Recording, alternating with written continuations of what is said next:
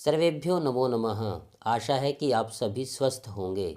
आज की इस कक्षा में आप सभी का हार्दिक अभिनंदन एवं स्वागत है। आज की कक्षा का विषय रहने वाला है अशुद्धि संशोधनम। यह प्रश्न कक्षा 10वीं में 3 अंकों के लिए निर्धारित है। प्रिय विद्यार्थियों, यदि आप चैनल पर नए हैं तो संस्कृत विषय के ज्ञान हेतु आप चैनल को सब्सक्राइब कर सकते हैं। अशुद्धि संशोधन के अंतर्गत 4 प्रकार की अशुद्धियां जो हैं वो परीक्षा में आनी हैं। वचन की दृष्टि से, लकार की दृष्टि से, लिंग की दृष्टि से और पुरुष की दृष्टि से। अशुद्धि संशोधन का कार्य करने से पहले हमें संस्कृत की सामान्य जानकारी अथवा बेसिक जानकारी होना आवश्यक है। यदि आपको बेसिक जानकारी है तो यह वीडियो आपके लिए सरल होने वाली है। और यदि आप पहली बार संस्कृत को पढ़ रहे हैं तो वीडियो में डिस्क्रिप्शन में लिंक दिया गया है संस्कृत बेसिक पार्ट 1, उसको आप देखने का प्रयास अवश्य करें। तो पहली जो अशुद्धि है वो है वचनम, अर्थात वचन की दृष्टि से। एक वचनम, द्विवचनम, बहुवचनम। संस्कृत भाषायां त्रीणि वचनानि सन्ति। संस्कृत भाषा में 3 वचन होते हैं। संख्या 1 के लिए एक वचन, संख्या 2 के लिए द्विवचन और संख्या 2 से अधिक होने पर बहुवचन का प्रयोग संस्कृत भाषा में किया जाता है। हिंदी भाषा में एक वचन और बहुवचन होते हैं, लेकिन संस्कृत भाषा में द्विवचन का भी प्रयोग किया जाता है। अत्र लिखितमस्ति सः पाठं पठन्ति। सः यहाँ रेखांकित किया गया है, अर्थात यहाँ पर अशुद्धि है, हमें इस अशुद्धि को ठीक करना है। तो सः पाठं पठन्ति, तो यहाँ ते, तौ और अहम 3 विकल्प हमें दिए गए हैं। इनमें से एक शुद्ध विकल्प है जिसका चयन हमें करना है। तो यह तो बात ठीक है कि सः यह पद अशुद्ध है, और जब हम चयन करेंगे तो यहाँ से आप उत्तर देने का प्रयास कीजिए, और यदि आपको उत्तर आता है तो यहाँ विकल्प आना चाहिए ते। तौ यहाँ अशुद्ध है और अहम भी यहाँ पर नहीं आएगा, यहाँ विकल्प हमारा होगा ते। ते पाठम पठन्ति। मुझे इसके विषय में पता था, इसलिए मैंने इस उत्तर को टिक कर लिया। जिन विद्यार्थियों को पता था उन्होंने भी इसी उत्तर को माना होगा। अब देखते हैं कि ये उत्तर यहाँ पर आया क्यों। गत कालांश में हमने 3 नियम पढ़े थे वाच्य की दृष्टि से, 121, 311 और 301। तो वहाँ यह बताया गया था कि जब क्रिया परस्मैपद पद की हो अथवा जिनमें ती तह अंति प्रत्ययों का प्रयोग किया जाए वहाँ परस्मैपद पद की क्रिया होती है। और जब क्रिया परस्मैपद पद की हो तो उसका जो कर्ता होता है वो प्रथमा विभक्ति के अंतर्गत होना चाहिए। और क्रिया क्योंकि यहाँ बहुवचन में है तो वो कर्ता एक तो प्रथमा विभक्ति में हो और दूसरा वो बहुवचन में भी होना चाहिए। ऐसा क्यों हो? क्योंकि वहाँ पर नियम होता है 121, कर्ता में प्रथमा विभक्ति, कर्म में द्वितीय विभक्ति, और जो क्रिया होगी वो कर्ता के अनुसार होगी। प्रिय विद्यार्थियों, क्रिया कर्ता के अनुसार होती है और यहाँ पर कर्ता में अशुद्धि है, तो हम कर्ता के अनुसार क्रिया भी कर सकते हैं और क्रिया के अनुसार कर्ता भी कर सकते हैं। अब हमें क्रिया दी हुई है तो हम क्रिया के अनुसार कर्ता को भरने का प्रयास करेंगे। यह पाठम है, यहाँ पर द्वितीय विभक्ति है। यह पठन्ति है, यहाँ पर हम 1 लगा देते हैं, और इस पठन्ति के अनुसार यहाँ पर कर्ता होना चाहिए था। अब देखेंगे तो कर्ता प्रथमा विभक्ति में होना चाहिए और बहुवचन में होना चाहिए। तो जो ते है वह सह, तौ, ते प्रथमा विभक्ति का बहुवचन है, इसलिए ये विकल्प यहाँ पर आएगा। तौ प्रथमा विभक्ति में है लेकिन द्विवचन है, और अहम जो है यह उत्तम पुरुष का एक वचन है। और यदि हम अहम के शब्द रूपों के अंतर्गत बात करें तो अहम प्रथमा विभक्ति का एक वचन है, लेकिन अहम के साथ उत्तम पुरुष की क्रिया का प्रयोग होना चाहिए था, लेकिन यहाँ तो प्रथम पुरुष की क्रिया है, इसलिए हमें यहाँ पर प्रथमा विभक्ति का कर्ता चाहिए था। यहाँ हम इसको इस टेबल से भी समझ सकते हैं। यदि आपको याद है, सह, तौ, ते पुल्लिंग में और सा ते ताह स्त्रीलिंग में। तो उसको हमें यह समझना है कि सह तौते और सा ते ताह ये जो सर्वनाम पद होते हैं ये प्रथमा विभक्ति के अंतर्गत होते हैं और इन सर्वनाम के स्थानों पर संज्ञा शब्दों का प्रयोग किया जा सकता है, लेकिन मध्यम पुरुष में त्वम युवाम यूयम और उत्तम पुरुष में अहम अवाम वयम ये सर्वनाम पद निर्धारित होते हैं। इनके स्थान पर संज्ञा पद का प्रयोग हम नहीं कर सकते। तो यहाँ पर उचित विकल्प होगा ते। बालिकाः भोजनम खादति। तो आप देखिए, पहले तो ये देखिए कि ये जो क्रिया है ये क्या प्रथमी पद की क्रिया है? जी हाँ, यह प्रथमी पद की क्रिया है और अशुद्धि पुनः कर्ता के अंतर्गत दी गई है और भोजन में द्वितीय विभक्ति हो गई, खादति में एक वचन हो गया और क्रिया के अनुसार कर्ता होना चाहिए था। तो बालिकाः ये बहुवचन है और खादति जो है ये एक वचन है। तो पहला तो लॉजिक ये है कि हमारा जो कर्ता होगा वो एक वचन में होना चाहिए, क्योंकि 121 का रूल यहाँ पर लगना है तो कर्ता हमारा प्रथमा विभक्ति में भी होना चाहिए। तो प्रथमा विभक्ति हो और एक वचन हो। तो बालिके जो है यह प्रथमा विभक्ति में है लेकिन द्विवचन में है। बालिका प्रथमा विभक्ति में है और एक वचन में है। बालिका द्वितीय विभक्ति में है और एक वचन में है। तो हमें प्रथमा विभक्ति का एक वचन चाहिए था, इसलिए हमारा उत्तर होगा बालिका। बालिका भोजनम खादति। अनेन प्रकारेण अग्रे अस्ति छात्राः गीतं गायतः। अब फिर हमारी जो अशुद्धि है वह कर्ता में है और गायतः गायति गायतः यह द्विवचन है और यह प्रथम पुरुष का द्विवचन है। गीतम यहाँ पर द्वितीय विभक्ति है, यहाँ पर भी नियम 121 का ही लगा हुआ है। तो गायतः में द्विवचन है तो इसका अर्थ ये हुआ कि हमारा जो कर्तृपद होगा उसमें द्विवचन होना चाहिए। और गायति गायतः गायन्ति प्रथम पुरुष के अंतर्गत आता है और प्रथम पुरुष में सह तौते सा ते ताह इन सर्वनाम पदों का और संज्ञा पद का प्रयोग किया जाता है। अब यहाँ हमें जो विकल्प दिए गए हैं वो संज्ञा पद है और संज्ञा पद का प्रयोग प्रथम पुरुष के अंतर्गत किया जाता है, इसलिए गायतः में द्विवचन है तो यहाँ कर्ता में द्विवचन होना चाहिए और कर्ता हमेशा यहाँ प्रथमा विभक्ति का ही रहेगा क्योंकि यहाँ नियम 121 का है। तो छात्रौ जो है वह प्रथमा विभक्ति का तो है, द्विवचन में है। छात्रा प्रथमा विभक्ति का तो है लेकिन एक वचन है। छात्रेण में तृतीय विभक्ति का एक वचन है। क्योंकि यहाँ पर द्विवचन है तो हमें विकल्प चाहिए द्विवचन का और विभक्ति चाहिए प्रथमा। तो हमारे लिए उचित विकल्प होगा छात्रौ। छात्रौ गीतम गायतः। अग्रिम जो अशुद्धि है वो है लकार की दृष्टि से। संस्कृत भाषायां 10 लकाराः सन्ति, 5 लकाराः प्रमुखाः सन्ति। संस्कृत भाषा में 10 लकार होते हैं, 5 लकार उनमें से प्रमुख है जो हमारी कक्षा के अंतर्गत निर्धारित हैं। तो सर्वप्रथम हमें लकारों के विषय में ज्ञान होना आवश्यक है। आइए उन 5 लकारों के विषय में जानते हैं जो हमारी कक्षा हेतु निर्धारित हैं। लट लकारः, इसको हिंदी में वर्तमान काल कहते हैं और अगर अंग्रेजी की बात करें तो इसे प्रेजेंट टेंस कहते हैं। लिट लकारः भविष्यत काल इत्यर्थे फ्यूचर टेंस। लंग लकारः भूतकाल इत्यर्थे पास्ट टेंस। और लोट लकारः यह आदेशात्मक होता है, आदेश देने के लिए होता है अथवा ऑर्डर देने के लिए होता है। विधिलिंग लकारः इत्यर्थे परामर्शार्थम, यह परामर्श के लिए है और अगर अंग्रेजी की बात करें तो यह एडवाइस देने के लिए प्रयोग में इस लकार को लाया जाता है। तो अब हमें इन 5 लकारों में एक धातु का जो रूप है, चाहे वो पट है, गम है, जो आपको सरलता से याद हो सकती है वो धातु 5 लकारों में याद होनी चाहिए। तो यह कार्य जो है आपके लिए आसान रहने वाला है।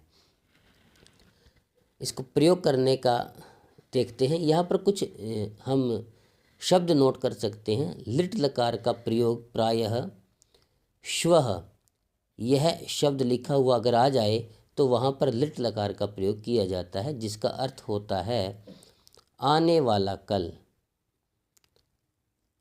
आने वाला कल। उसी प्रकार लंग लकारः इत्यर्थे भूतकाल, इसके लिए जो शब्द प्रयोग होता है वो होता है हयः, और इसका अर्थ होता है बीता हुआ कल, बीता हुआ कल यानी कि यस्टरडे, बीता हुआ कल। तो जहाँ पर हयः का प्रयोग होगा निश्चित रूप से वहाँ पर लंग लकार का प्रयोग किया जाएगा, और जहाँ श्वः का प्रयोग होगा निश्चित रूप से वहाँ पर लिट लकार का प्रयोग किया जाएगा। उदाहरण को करने का प्रयास करते हैं। अत्र लिखितमस्ति श्वः रामः विद्यालयं गच्छति। यहाँ पर अशुद्धि है, दो विकल्प दिए हुए हैं, इनमें से एक विकल्प यहाँ पर आना है। तो श्वः मैंने आने वाला कल, रामः राम, विद्यालयं द्वितीय विभक्ति विद्यालय को जाएगा। श्वः आने वाला कल है, उसमें जाएगा, लेकिन यहाँ लिखा हुआ है प्रथम पुरुष और ये लट लकार में है, और लट लकार होता है प्रेजेंट टेंस के लिए, वर्तमान काल के लिए, यानी जाता है। लेकिन श्वः के साथ प्रयोग होना चाहिए था जाएगा, और गागेगी यह लिट लकार के अंतर्गत आते हैं, इसलिए यह जो यहाँ पर क्रिया प्रयुक्त हुई है यह अशुद्ध है, इसका लकार अशुद्ध है। यहाँ पर लट की अपेक्षा लिट लकार होना चाहिए था। तो अगच्छत जो है यह लंग लकार में होता है, इसलिए यह गलत हो जाएगा। और गमिष्यति जो है यहाँ पर विकल्प लिट लकार का है, तो ये शुद्ध विकल्प यहाँ पर होगा। अगर गमिष्यति के साथ साथ यहाँ पर गमिष्यन्ति भी हो जाता, वो भी लिट लकार का होता, लेकिन वो विकल्प सही नहीं होता। कारण ये है कि जाने वाला राम है, और राम एक संज्ञा पद है, तो प्रथम पुरुष का ही प्रयोग होना चाहिए था, और क्योंकि राम एक है तो एक वचन का ही प्रयोग होना चाहिए था, इसलिए यहाँ पर गमिष्यति का ही प्रयोग उचित होगा। अग्रे अस्ति हयः शुक्रवासरः भविष्यति। अब देखिए हयः होता है बीता हुआ कल, और क्रिया हमारी है फ्यूचर टेंस की, भविष्यत काल की, तो ये तो अशुद्ध है। ये तो परीक्षा वाला भी कह रहा है कि ये अशुद्ध है, हमें तो इसको शुद्ध करना है। तो हयः के साथ जो क्रिया होती है वो होती है पास्ट टेंस की, यानी लंग लकार की। अब आसीत जो है वो यहाँ पर लंग लकार में है, अस्ति जो है वो लट लकार है, और हमें चाहिए लंग लकार, तो ये लट लकार है, इसलिए ये अशुद्ध हो जाएगा। भवेत विधिलिंग लकार के अंतर्गत प्रयोग में आता है, और हमें चाहिए यहाँ पर लंग लकार, तो ये भी अशुद्ध हो जाएगा। तो लंग लकार में यहाँ एक ही विकल्प दिया हुआ है आसीत। हयः शुक्रवासरः आसीत, कल शुक्रवार था, तो यह विकल्प हमारा सही होगा। अग्रे अस्ति पुरुष की दृष्टि से। तो तीसरे नंबर पर जो अशुद्धि हमारी है वो पुरुष की दृष्टि से रहने वाली है। तो सर्वप्रथम तो संस्कृत भाषायां त्रयः पुरुषाः सन्ति। संस्कृत भाषा में 3 पुरुषों का प्रयोग किया जाता है। प्रथम पुरुषः, मध्यम पुरुषः, उत्तम पुरुषः। तो प्रथम पुरुष, मध्यम पुरुष और उत्तम पुरुष। आशा है आप इनके विषय में जानते होंगे। विशेष हमने यहाँ पर एक टेबल लिखने का प्रयास किया है सर्वनाम पद की, और वो पुरुष के अनुसार लिखने का प्रयास किया है। प्रथम पुरुषः पुल्लिंग में सह, तौ, ते, और स्त्रीलिंगे सा, ते, ताहा, इन सर्वनाम पदों का प्रयोग किया जाता है। और साथ में ही प्रथम पुरुष के अंतर्गत सभी संज्ञा पद आ जाते हैं। ये सर्वनाम पद लिखे हुए हैं, यदि किसी का नाम प्रयोग में आता है तो वो भी प्रथम पुरुष के अंतर्गत ही आएगा। अग्रे अस्ति मध्यम पुरुषः त्वं, युवां, यूयं, और उत्तम पुरुष अहम, आवाम, वयम। तो मध्यम पुरुष और उत्तम पुरुष के लिए सर्वनाम पहले से ही निर्धारित होते हैं, इनके स्थान पर संज्ञा का प्रयोग नहीं किया जा सकता। लेकिन प्रथम पुरुष में जो सर्वनाम पद है इनके अतिरिक्त यहाँ पर संज्ञा पद का भी प्रयोग किया जा सकता है। किसी के नाम का, किसी व्यक्ति, वस्तु, स्थान के नाम का यहाँ पर प्रयोग किया जा सकता है। यदि वो नाम एक है तो एक वचन का प्रयोग होगा, यदि वो नाम 2 हैं तो द्विवचन का प्रयोग होगा, और यदि वे नाम 2 से अधिक हैं तो बहुवचन का प्रयोग किया जाएगा। आइए इसको समझने का प्रयास करते हैं। यह जो टेबल है यह अनिवार्य है। जो विद्यार्थी संस्कृत में कुछ उन्नति करना चाहता है, उसके लिए इस टेबल का ज्ञान होना अनिवार्य है। अग्रे अस्ति सह किम पठसि। अब अशुद्धि यहाँ पर है और विकल्प यहाँ पर है कि या तो अहम होगा या त्वम होगा। अब प्रिय विद्यार्थियों, आप में से कुछ बच्चे बहुत जल्दी इसको उत्तर दे चुके होंगे कि यहाँ पर त्वम जो विकल्प है वो सही होगा, और बिल्कुल यही विकल्प यहाँ पर आना है। जिन विद्यार्थियों को नहीं पता है उनको यहाँ पर अब बताया जा रहा है कि ये त्वम विकल्प यहाँ पर क्यों होगा। ये धातु है, अभी हमने बताया था कि एक धातु आपके याद होनी चाहिए, ये लट लकार है। पठति, पठतः, पठन्ति, पठसी। तो जो पठसी है वो मध्यम पुरुष के एक वचन में प्रयोग होने वाला है, और इसके साथ जो इसका कर्तृपद होना चाहिए था वो त्वम होना चाहिए, और त्वम के स्थान पर किसी संज्ञा पद का प्रयोग नहीं हो सकता, इसलिए त्वम के स्थान पर केवल त्वम ही आ सकता है। तो पठसी का स्थान यहाँ निर्धारित था और सर्वनाम तालिका में यहाँ पर त्वम का स्थान निर्धारित है, इसलिए इस पठसी के साथ त्वम का प्रयोग होना चाहिए था, लेकिन यहाँ सह लिखा हुआ था जो कि अशुद्ध है, इसलिए यहाँ पर त्वम का प्रयोग होगा। अहम का प्रयोग उत्तम पुरुष के एक वचन में होना चाहिए था। अगर हम धातु को आगे याद करें तो पठसी, पठथः, पठथ, पठामी। यदि यहाँ पर पठामी होता तो अहम का प्रयोग सही होता। अग्रे अस्ति वयम विद्यालयम गच्छन्ति। अब यहाँ पर अशुद्धि है और कर्तृपद है वयम, तो अब वयम देखिए यहाँ पर लिखा हुआ है, और गच्छन्ति जो है यह लट लकार में प्रयोग किया गया है। तो गच्छति, गच्छतः, गच्छन्ति। गच्छन्ति या तो ते के साथ आता यहाँ पर या ताह के साथ आता। गच्छसि, गच्छथः, गच्छथ, गच्छामि, गच्छावः, गच्छामः। तो यहाँ वयम के साथ गच्छामः क्रिया का प्रयोग होना चाहिए, जबकि यहाँ पर गच्छन्ति लिखा हुआ है, तो ये अशुद्ध है। गच्छथः का प्रयोग यहाँ नहीं होगा, गच्छतः का प्रयोग यूयम के साथ होना चाहिए था, और यहाँ गच्छामः पद दिया हुआ है, यही हमारा विकल्प रहेगा। आवाम लेखम लेखिष्यथ। अब यहाँ पर आवाम का प्रयोग किया गया है जो कि अशुद्ध है। ये परीक्षा के अंतर्गत आया है कि ये अशुद्ध है, तो हमें इसको शुद्ध करके लिखना है। तो हम देखेंगे कि हमारी जो क्रिया है वो लेखिष्यथ। अब यदि लिख धातु याद है आपके तो ये लिट लकार में चली हुई है, तो लेखिष्यथि, लेखिष्यति, लेखिष्यतः, लेखिष्यन्ति, लेखिष्यसि, लेखिष्यथः, लेखिष्यथ, लेखिष्यामि, लेखिष्यावः, लेखिष्यामः।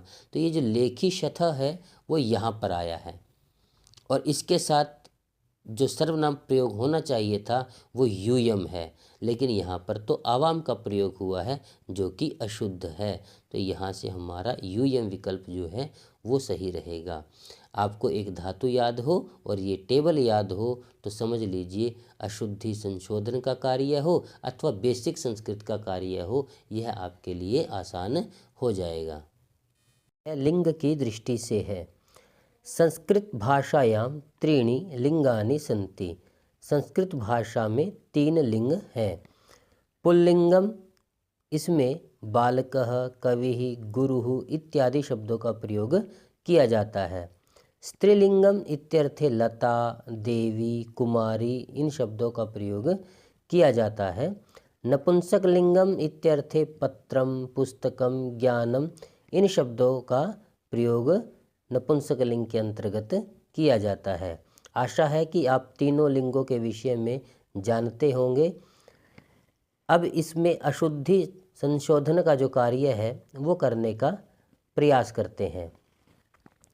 सह बालिका कार्यम करोति। यहाँ अशुद्धि जो है वो सह में है, और यह जो सह है यह बालिका का विशेषण है, जबकि बालिका जो पद है वो स्त्रीलिंग में प्रथमा विभक्ति का एक वचन है। क्योंकि बालिका एक संज्ञा पद है तो इसकी गणना प्रथम पुरुष के अंतर्गत की जाएगी। जो टेबल आपको सिखाई गई थी सह तौते स्त्रीलिंगे सा ते ताहा, तो वहाँ जो बालिका है वो सा को रिप्रेजेंट करता है, यानी इसका जो विशेषण होना चाहिए था वो सह की अपेक्षा सा होना चाहिए। तो विकल्प में हमें सा दिया भी हुआ है, सा, त्वम और अहम। सा जो है वो प्रथम पुरुष का एक वचन है, त्वम मध्यम पुरुष में एक वचन और अहम उत्तम पुरुष का एक वचन है। क्योंकि बालिका प्रथम पुरुष का एक वचन संज्ञा के अंतर्गत प्रथम पुरुष का ये एक वचन का स्थान लेगा, इसलिए इसका जो विशेषण है वो सा होना चाहिए था। तौ बालकाः पाठं पठन्ति। आप उत्तर देने का प्रयास कीजिए। अत्र अशुद्धि अस्ति तौ, अत्र लिखितमस्ति बालकाः। तो बालक जो है यह बहुवचन है प्रथमा विभक्ति का। क्योंकि बालक भी एक नाउन है, संज्ञा पद है, तो इसकी गणना प्रथम पुरुष के अंतर्गत की जाएगी। तो बालकाः और यहाँ तौ ये द्विवचन है, ये बहुवचन है, तो यह इसका विशेषण नहीं हो सकता। क्योंकि बालकाः बहुवचन में है तो इसका विशेषण भी बहुवचन में होना चाहिए। ताः यह बहुवचन में है, सा यह एक वचन में है और ते यह बहुवचन के अंतर्गत आता है। अब बहुवचन के दो विकल्प अपने पास यहाँ दिए हुए हैं, ताः जो कि स्त्रीलिंग का बहुवचन है, ते जो कि पुल्लिंग का बहुवचन है। तो बालक जो शब्द है वह पुल्लिंग शब्द रूप है, तो इसलिए हमें जो बहुवचन चाहिए वो पुल्लिंग का चाहिए। तो ताः अपना विकल्प यहाँ पर अशुद्ध हो जाएगा और ते जो विकल्प है ये विकल्प जो है उचित यहाँ के लिए रहेगा। ते बालकाः पाठं पठन्ति। अग्रे अस्ति ते पुस्तकानि कस्य सन्ति। तो ते पुस्तकानि कस्य सन्ति। अत्र अस्ति पुस्तकानि, पुस्तकं, पुस्तके, पुस्तकानि। अत्र अस्ति प्रथमा विभक्ति बहुवचनम और इसके लिए जो विशेषण दिया गया है वो है ते, सह, तौ, ते अथवा सा, ते। तो या तो ये द्विवचन स्त्रीलिंग का है और या फिर ये प्रथमा का बहुवचन है पुल्लिंग के अंतर्गत। स्त्रीलिंग में ते द्विवचन के अंतर्गत आता है और पुल्लिंग में यह बहुवचन के अंतर्गत आता है। लेकिन हमें तो यहाँ नपुंसक लिंग का शब्द रूप है पुस्तकानि, तो इसका जो विशेषण होगा वो पुल्लिंग और स्त्रीलिंग की अपेक्षा नपुंसक लिंग में होना चाहिए। क्योंकि यदलिंगम यदवचनम या च विभक्ति विशेष्यस्य तदलिंगम तदवचनम सा च विभक्ति विशेषणस्य। तो विशेषण में वही लिंग और वही वचन होना चाहिए। तो यहाँ यदि हम आते हैं तानी, यह नपुंसक लिंग में बना हुआ है, बहुवचन के अंतर्गत बना हुआ है और प्रथमा विभक्ति का बहुवचन ये है। एतत् यह नपुंसक लिंग में अवश्य है, लेकिन ये प्रथमा विभक्ति का एक वचन है और हमें प्रथमा विभक्ति का बहुवचन चाहिए नपुंसक लिंग में। तौ जो है वो प्रथमा विभक्ति का द्विवचन है लेकिन पुल्लिंग में, सह, तौ, ते, तो प्रथमा का द्विवचन लेकिन पुल्लिंग में, और हमें चाहिए नपुंसक लिंग में प्रथमा विभक्ति का बहुवचन। तो तानी जो विकल्प है ये प्रथमा विभक्ति का बहुवचन है और नपुंसक लिंग में है, तो यहाँ होगा तानि पुस्तकानि कस्य सन्ति। अग्रे अस्ति कीदृशं क्लेश परंपरा अस्ति। तो यहाँ कीदृशम शब्द दिया हुआ है, ये अशुद्ध यहाँ विकल्प है। इसके लिए हमें कीदृशः अथवा कीदृशी में से चयन करना है कि शुद्ध विकल्प क्या है। क्लेश परंपरा यह एक आकारांत शब्द है। आकारांत शब्द की गणना स्त्रीलिंग के अंतर्गत आती है और यह एक वचन के अंतर्गत बना हुआ है।